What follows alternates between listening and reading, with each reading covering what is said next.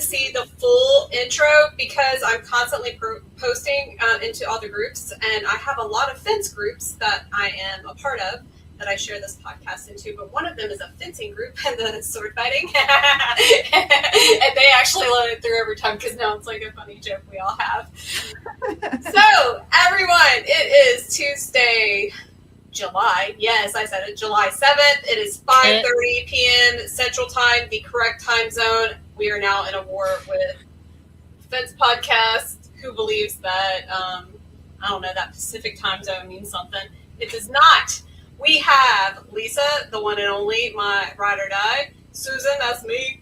And we got Samantha. Her name is not Jordan, it is Samantha. She's a United States veteran. She is in the outcrossing process. Congratulations. Very excited for you. And she is the business owner of TSF Construction. Welcome. Awesome. Thanks for having me, ladies.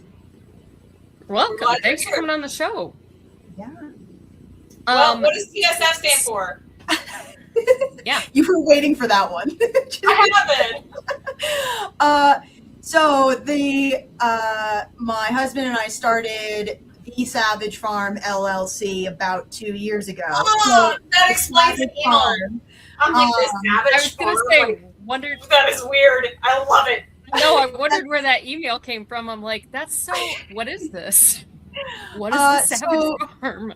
It's kind of long but short. The basics was it was like kind of a persona stage name that he had was Savage. He does like extreme sports, all kinds of crazy things that couldn't be me. But then it kind of just like became, we both grew up ranching and in farm life, and we really like I'll say slow. Anyone that's in ranch life knows it's not slow. It's a lot of hard work, but it's a lot of honest work, and it's a lot of, taking care of your family and like community and stuff. So like the whole farm life really resonated with us. So it just kind of like mushed the two things together, like his kind of this persona and something that we really cared about. And it was the Savage Farm. So, if you were to find me on like Instagram, my business is like the Savage Doc, and he, is Savage Stun. So we all kind of have like these little names that we've built around each of our persons that is the Savage Farm. Our dog, is Savage Maverick. So, it's kind of just become like a little thing. And, honestly, at first we kind of were hesitant. We made the LLC, and then we have our DBA, TSF Construction, and we've always go by that. And we were honestly like a little nervous to use it because we were like, man, it's kind of aggressive, and people might see that and be like, whoa, like I don't know about that. And honestly, like your response is what we get a lot of the time. Like people are like, that's so sick, that's so fun, like it's different. So we've really been embracing it definitely a lot more this past year. Coming into 2026, we've been using it more with our branding and stuff, and we love it. So that's marketing here. Love the branding across like all the names. I'm listening to this going, that's amazing. That's so cool. Yeah, it's pretty great. We got some other fun stuff from the marketing standpoint. I bet you'll like. Maybe we'll talk about it at some point. So yeah. So now you had said previously, before we get into some of the, leading with purpose things and things like that, you said that you both had spent some time in fencing. Yes. So he did about 7 and I did about 6 years. I grew up on the East Coast. I'm actually born and raised like northern New Hampshire, small town. Honestly, I loved it, but where? So I grew up and I went to Plymouth State. Okay. So no, I lived, sorry, I love this. I lived out in New Hampshire and Massachusetts for about 5 years. I was up in Nashua for a little bit, but I went up to like, no kidding. Oh my gosh. Yay. So yeah, born in the southern part. My parents moved me up north, and then I went to Plymouth State University and, lived and worked kind of in that between the Lakes region and the White Mountains, which honestly, I love it. And like, it's funny because now all we want to do is like slow down and move to a small town. But at 21 years old, I was like, man, there's nowhere else to work. I've had the same 3 friends. We've all hung out and then some. I was like, I need something else, man. So that's why I ended up in Colorado about 8 years ago. Okay. And I wasn't even, I mean, I grew up, construction has always been like in my life. My dad was in construction. All of his friends were construction. They all had boys. Like I kind of was just always used to being around that. But I was actually in the animal medicine field for a while after school, and COVID was happening, and I kind of just needed like a change of pace. And he was like, hey, why don't you come over to this company? And I was like, you know what? What's the worst that could happen? So they did fencing. I mean, everything from government, builder, residential, commercial, you name it. They've kind of done it all through the state of Colorado. And I started in retail because I was like, this is kind of whatever. Knew nothing about fence. I mean, like, other than like styles of fence. I learned it pretty quick. I actually really liked it. I really liked different styles. We did mostly cedar, but I mean, they literally had everything from vinyl to Trex, you name it. Can I pause for just a second, Mary? I hope you're not on the house, but in the house. I just want to make sure that Mary is in the house and not on the house. I see the notes now. Sorry to interrupt. You say you found your match. I'm so excited right now. Yeah. So I ended up there, and then I joined the military, and was gone for training for a little bit and came back, and they were like, hey, we have this like business development, marketing kind of general position. And I was like, cool, sick. So I actually moved into that for a little bit, and then I became the administration manager and like ran the whole admin team. I had a team. We did, I mean, you name it. Basically, as you guys get, the sales people finished it. My team took it over, dealt with all the paperwork, the locates, the permits, all the stuff to like get it installed. So I did that for like 5-6 years. Honestly, I really liked it. It sounds cocky, but I was good at it. I liked it. My team was phenomenal. I love them. I had some solid women that like I could disappear for military stuff, and they were awesome. They could handle it. But if things got tough, I've been often referred to as the bulldog. They're like, if things got scary or hard, or they got a lot of kickback, they're like, hey, I'm just gonna bring her in. Savage. So it was a lot of good stuff. I enjoyed my time. But then my husband and I kind of like were talking probably about 5 or so years in. We were dabbling with talking about starting a business, and what exactly, we didn't even at that point have like, oh, we're doing excavating, we're doing this, we're doing like, it was just kind of like, want to start a business?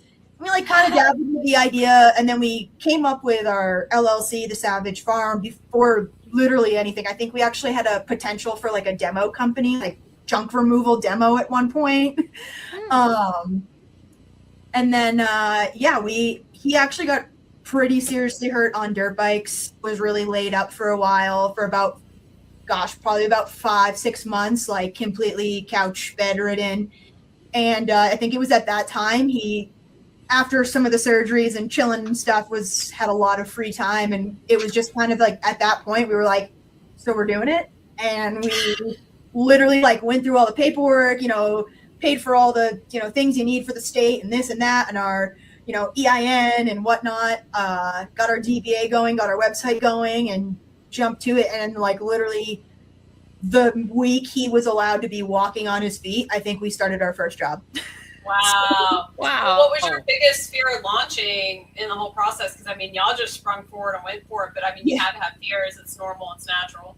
Yeah, I think one of the biggest fears was that we knew it was going to be for both of us at some point or another. And so that was probably the scariest / what held me back. I think I stayed on with the fence company for about 9 or 10 months, almost a year after we started, because having, our whole household salaries reliant on this one company that we did just kind of like full send was definitely probably the scariest part. Was like, oh my God, what if it goes under and neither of us have income? And, so that was definitely the scariest thing. And then kind of after that, what was probably the hardest thing was that I was like helping on the back end in the office on the weekends. I would, finish up, I would do 6 to 2 at my full-time job with the fence. And then I would go help him in the field for a few hours in the afternoon.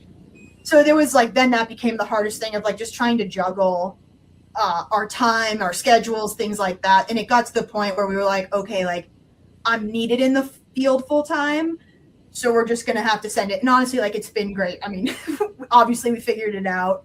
And so that's And this has been, yeah. Go I ahead. was gonna say, this has been for 2 years now. Yeah, so we'll be 2 years at the end of the month. Congratulations. Thanks. Yeah, big stuff. It's gone fast, honestly. So how many I bet. crews do you run? How many teams members do you have? I'm not sure. Yeah, so Well, we've we're got, talking about, let's oh yeah. back up for a second. What type of construction are we talking about? So it's an excavation company. We do utilities, site prep. I mean, like sewer, water, everything from digging trenches to getting a plot of land ready for. We've started to dabble with some concrete, which I don't love. Concrete is messy and heavy, and there's a lot to it. And depending on where you're doing it, can be super technical. So it's a lot. I mean, everything we do is kind of stressful. When we're digging 12-foot deep trenches, that's also very stressful. But concrete's not my favorite. So we do a lot of like concrete, basically the prep up to, and then whoever is either subbing us out the job or whatnot will come in, do their concrete, and then we'll do backfill, but we'll also do the trenches for utilities and their sewer and all that fun stuff. So that's Okay. And my next question was, how many team members do you have? so right now we are at 4 full-time with a part-time guy, and then me and Cody are full-time in the field still. So I mean, full-time for the most part. I mean, we also frequently, if days are slow or the guys are good, we'll pop out so that we can go do office stuff. He does like a lot of the bidding, and then I just kind of do all the admin office stuff, billing, invoicing, all that fun stuff, receipts. And then I also do, which is debatably, I think, one of the harder things, what people don't always think about when they start their own business, especially if you come from a pretty established one, is that you have people for everything. So you have your marketing people, and you have, your retail, and you've got the guy that works on all of the machines. Suddenly you become all those things. So I think and then we do have an accountant. I will say the one thing we have hired out, he's awesome, he's local, is an accountant, because that's just, there's only so much you can do without fully being in it, and it takes a lot. I am so thankful for him, because even the little stuff I do dabble with, I swear I'm always, every time I touch it, I have questions.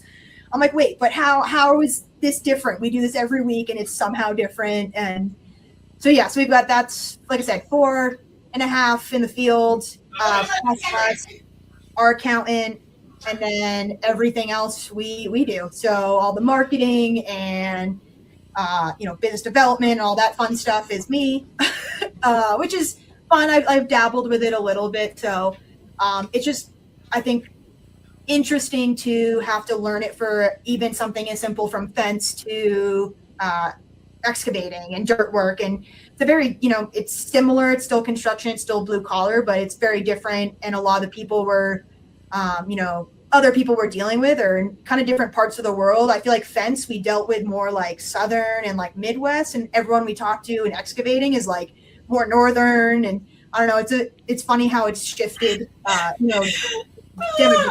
hate to interrupt you. I just have no idea where we are on our outline, because like you had given us your life story and I love every second of it, but we're at 15 minutes and we got 15 minutes left, sister. Like that's it. We will have you on 10 more times, and I want you to come to the Fin Show, come to our breakout session. We're gonna find you some tools, equipment, all kinds of things. Like we'll talk after the show, but you gotta come to the Fin Show, because I feel like you are going to be so happy in the Women of FWA booth sitting with us. Lisa, you got any questions? I do have a question, also not on the outline, but it kind of got me thinking. So the people that you have hired, you said you've got 4 full-time and 1 part-time. Were these people that you knew already, that you and your husband knew through businesses, or did you like hire out? And regardless of that answer, how do you build trust within your team to work together? How did you kind of build that working relationship over the past 2 years so that you are all working together with such a small team so that you can accomplish everything that you need to get done? Yeah. So I guess I'll backtrack with the biggest thing is for our company and for us is that it's very like family oriented. We really care about our workers. We really care about our clients. And it means a lot to have good rapport and good relationships with them. Like even, I promise this will get to your question, but like even for our guys, like safety and health is huge. We talk about, hey guys, drinking less and eating better, and hey, we're willing to pay for a gym membership if you're going to actually go, like doing stuff outside and like actually caring about our employees and not just being like, oh, morning stretches, yay, okay, now get to work. Like we genuinely do care and like want to make sure that like the guys are good. So I think that has been huge, that like there's a just some values that they see that we genuinely are there for them, and we genuinely do care.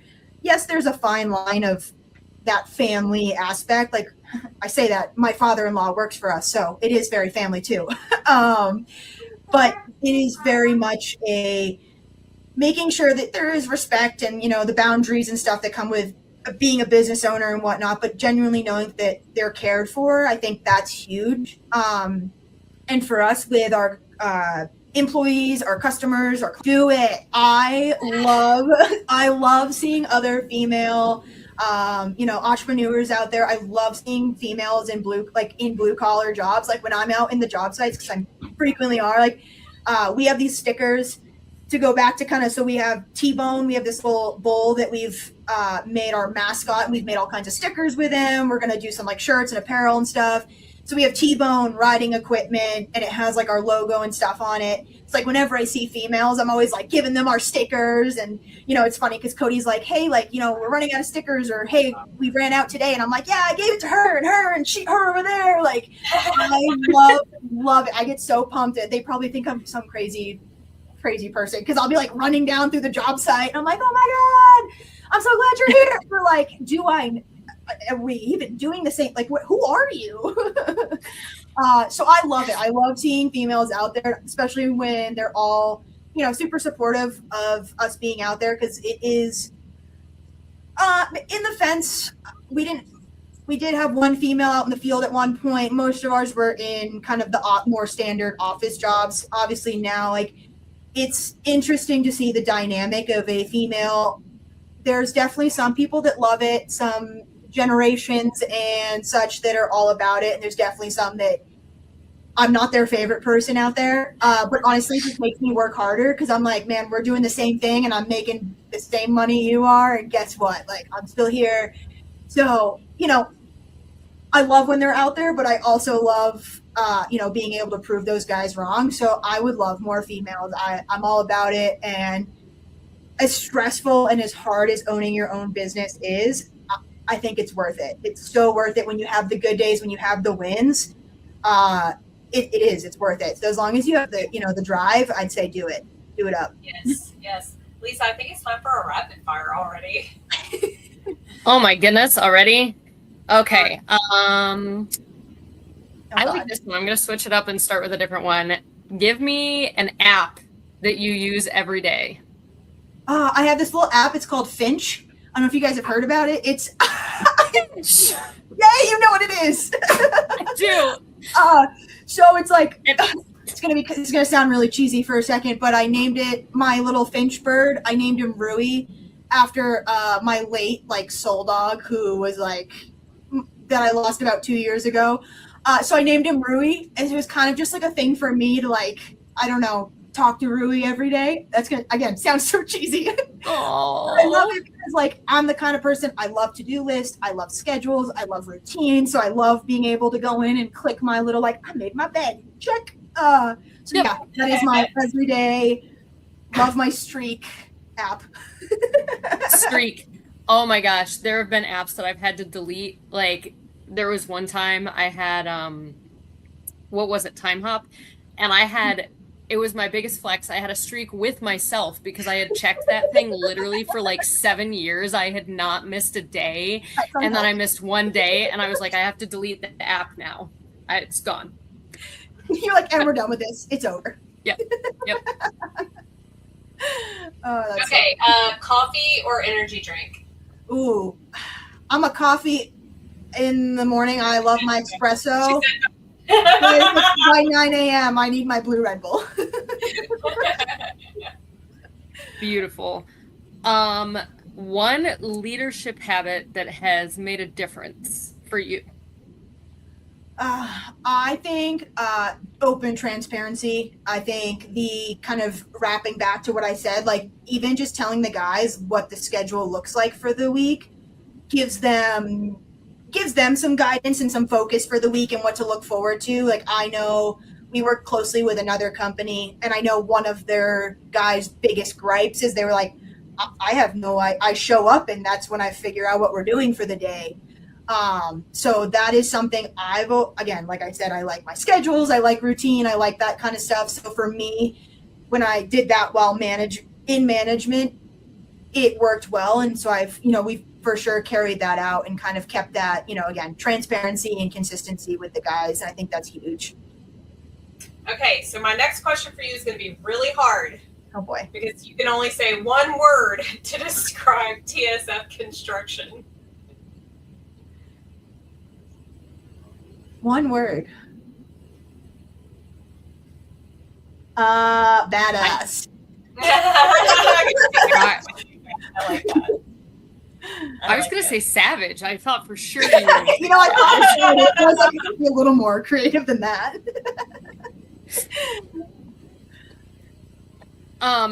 So next rapid fire question. Do you go to any shows? So we've gone to a couple.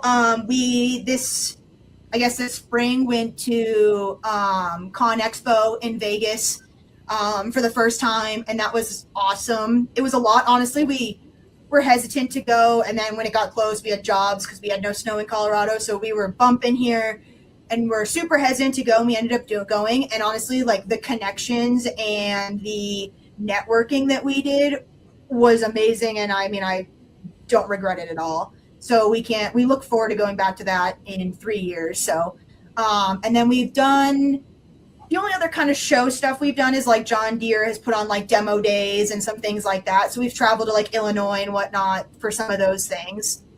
Very cool. I think those are really the only We things. actually host a demo day event in February, March in Florida every year. We would love for y'all to come see that. But we have the Finch Show and Security Expo coming up this October. Okay. October 5th through 9th. The trade show floor is open 7th. the 7th through the 9th. And where is it? Is that also in Florida? Nope, it is in sunny Las Vegas. Ah. The hotel room discount is open, everybody. Once you register, it gives you the little button to press to reserve your room under our discount. Or you can email me at susan@finchshow.com to get that information. I'll just email you the link. What else, Lisa? I don't know. I got distracted by your salesperson Yeah, I was gonna say. robot voice. And the outline went out the window, so I don't know where we are. Yeah, no, it's We are- and the show is over. We are at but now we're just we being are at silly. Okay. Yeah, now we're just being silly. Samantha, I want to hear so much more about your story, and I feel like we weren't prepared for the kind of detail you were going to provide us, and like we had to fast forward you. And for that, I'm sorry. Like, I want you to come back, and I want us to take a chunk of your life over the next 6 months, and let's just deep dive it. Like, doesn't that sound fun, y'all? Sounds good. Yeah, not me covering my face and squealing listening to you speak, because Susan's laughing at me there too, because I was like, and she moved and she came back and she went into a business and she loved it and it wasn't what she did. I was like, it's like listening to myself talk. She's telling my story. That's funny. I love it. I love it so much. But we'll be back next week with a whole new topic. Not sure what it is, but pretty sure it's my responsibility this week. You said that last week too. I did say that last week. And I'll say it the week after too. Okay, you guys. I hope y'all have a great night. Thank you, Samantha. Thanks for having me, guys.